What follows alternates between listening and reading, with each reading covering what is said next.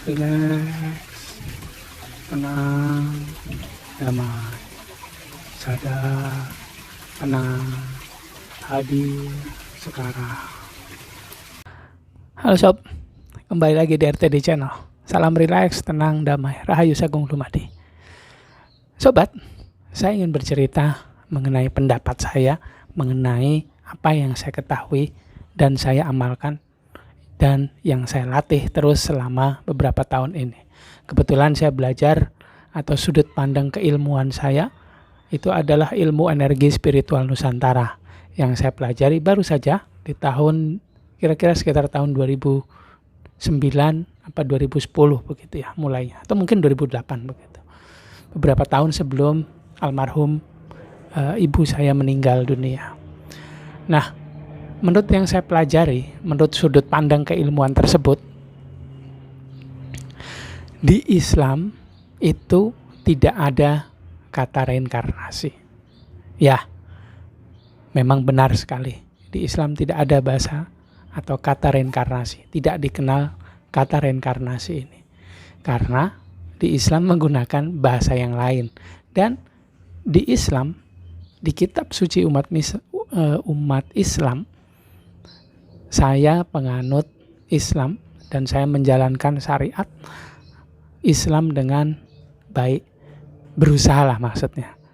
Walaupun saya juga melatih ilmu spiritual dari ilmu energi spiritual Nusantara dan saya belajar spiritual dari beberapa orang guru, baik yang universal, yang fokus ke spiritual murni, spiritual energi, ataupun spiritual berbasis budaya atau ritual dari budaya Arab atau ritual dari agama Islam. Tapi saya masih dan alhamdulillah sampai sekarang juga menjalankan syariat Islam dengan baik serta berusaha untuk konsisten. Dan menurut apa yang saya pelajari, memang di Islam itu tidak ada kata reinkarnasi. Tapi di kitab umat Islam, yaitu Al-Quran, mungkin tidak disebutkan kata reinkarnasi. Tapi secara mutasabihat atau arti di balik kata,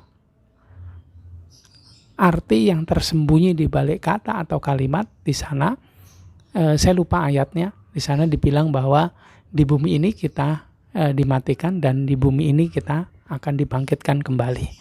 Tapi bukan itu yang akan saya bahas karena menurut saya tidak punya referensi atau saya tidak belajar secara spesifik mengenai bahasa Arab. Terus Al-Quran saya hanya mengaji biasa, jadi perbendaharaan kosakata dalam bahasa Arab juga tidak banyak.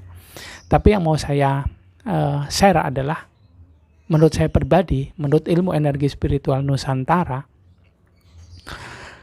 Islam tidak mengenal reinkarnasi. Kenapa?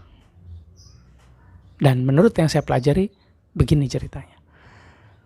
Di Islam tidak mengenal reinkarnasi karena pertama, Islam inginnya langsung kembali ke Tuhan.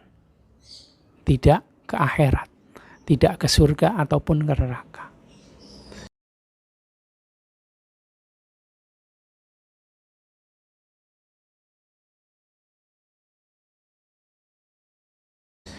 Disebutkan di kalimat yang kita ucapkan ketika seseorang sedang meninggal dunia atau sudah meninggal dunia adalah innalillahi wa inna ilaihi rajiun. Dari Tuhan kita berasal, dari itu dan kepada Tuhanlah kita kembali, ya, serta kita ini semua milik Tuhan. Mungkin seperti itulah kata-katanya. Dan disebutkan bahwa dari Tuhan kita berasal dan kepada Tuhan kita kembali. Itu yang pertama. Terus yang kedua, sebenarnya Master Muhammad, formulator Islam, Rasulnya umat Muslim, itu membawa kita masuk kepada syariat Islam.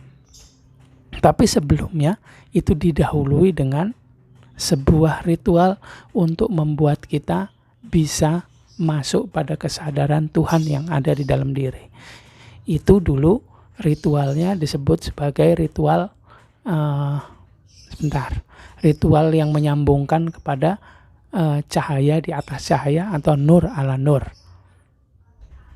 Itu sebuah ritual yang sebenarnya juga dilakukan oleh setiap pemeluk agama yang lain selain Islam, Nasrani, Hindu, Buddha. Kemudian dari setiap budaya yang ada itu sebenarnya juga menyambungkan kita semua sebelum melakukan semua ritual peribadatan kepada Tuhan, itu menyambungkan atau mengenalkan kita kepada Tuhan itu sendiri. Tentunya Tuhan yang paling dekat yang bisa kita jangkau adalah Tuhan yang ada di dalam diri kita. Kita semua tahu bahwa Tuhan itu berkenan untuk kita temui. Tuhan itu mau untuk kita ajak berkomunikasi. Terbukti dengan dia memberikan sepercik dari samudra cahayanya kepada kita. Ditaruhlah sepercik dari cahayanya itu di dalam diri kita. Itulah ruh atau percikan cahaya Tuhan di dalam diri. Dikenal juga sebagai Atman. Dikenal juga salah satu bagian dari ruh tersebut adalah ruh suci. Ada juga yang menyebutnya sama seperti saya. Bila kita terhubung kepada bagian tersebut, maka akan memunculkan kesadaran Tuhan. Nah, kesadaran Tuhan ini saya sebut sebagai navigator. Banyak sekali sebetulnya budaya, agama yang pada awalnya sebelum umatnya ini melakukan ritual ibadah, itu menyambungkan terlebih dahulu ke bagian tersebut, ke bagian ruh. Dan jalan untuk masuk ke dalam ruh, pada ruh itu adalah jalan cahaya. Itu dikenal juga sebagai ziarah spiritual ke dalam diri. Masuk ke lorong-lorong cahaya.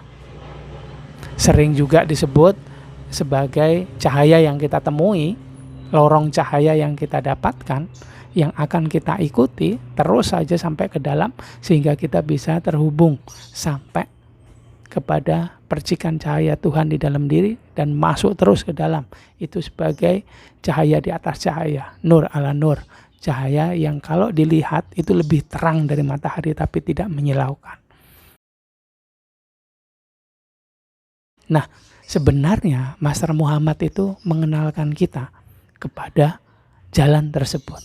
Dan ritualnya adalah ritual syahadat. Ketika kita sudah dimasukkan oleh seorang fasilitator, dalam hal ini Rasul, tentunya dahulu lah ya, bukan sekarang. Kalau Rasul Muhammad sekarang sudah nggak ada. Tapi mungkin wakil-wakilnya itu banyak sekali.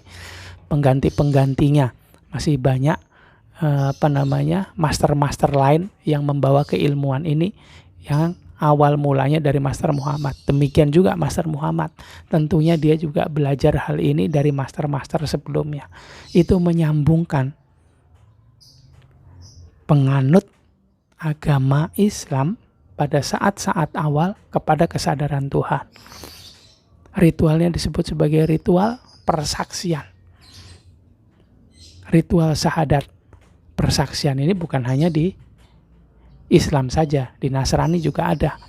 Jadi gimana caranya kita dibawa masuk kepada kesadaran Tuhan, dibukakan pintu cahaya.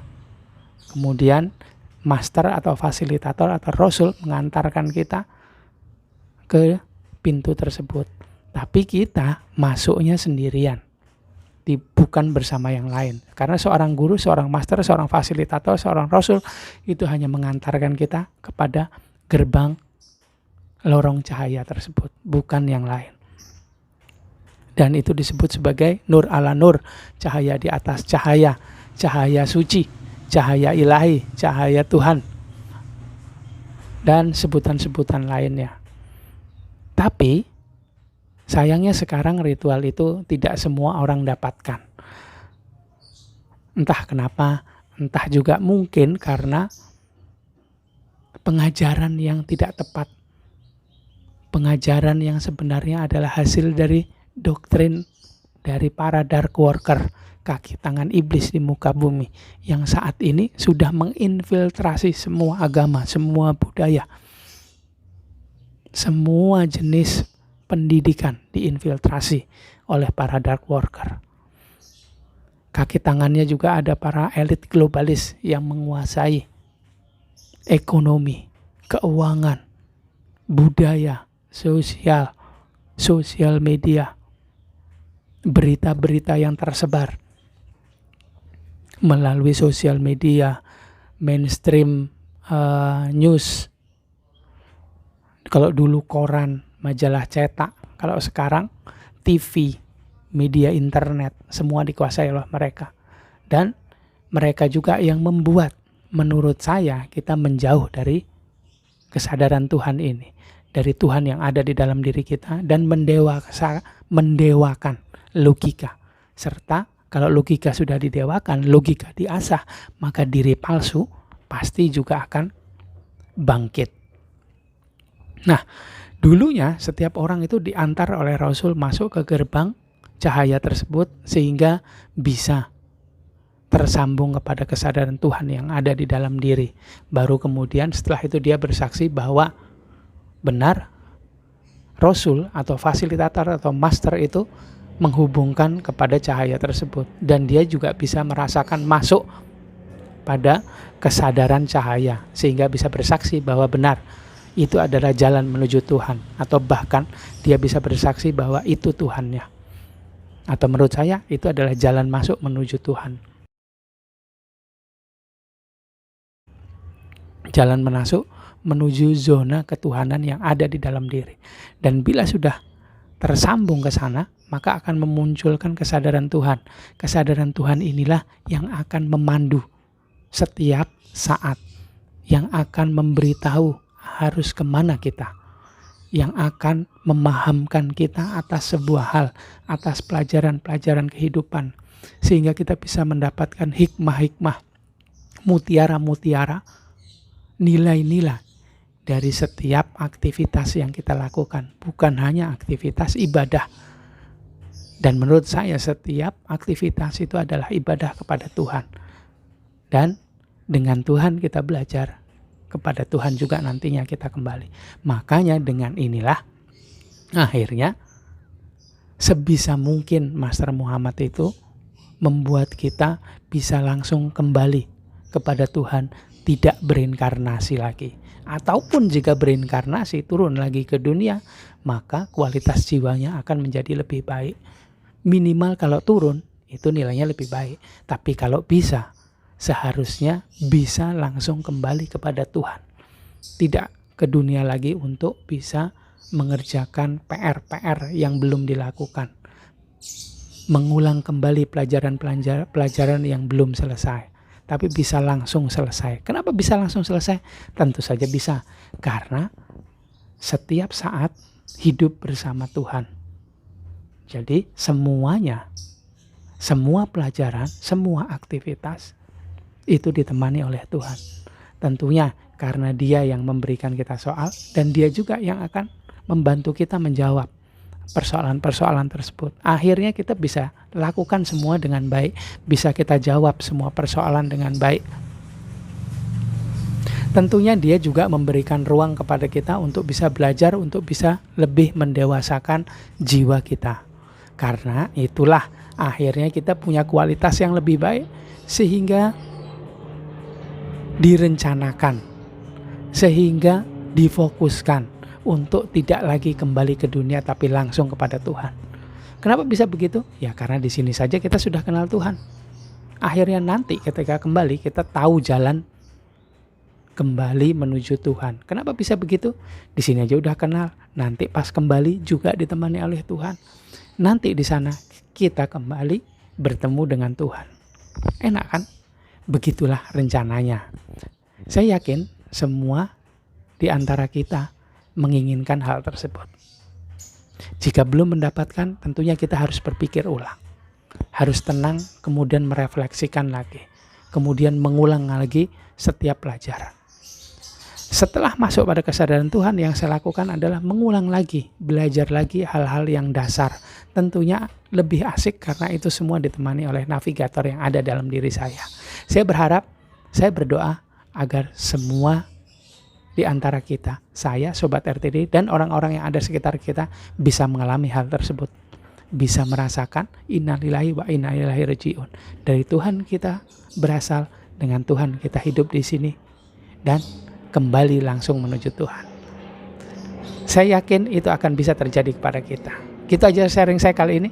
Kita ketemu lagi di video selanjutnya. Saya mohon maaf kalau ada salah kata, salah ucap dari saya di video ini dan video-video yang lainnya.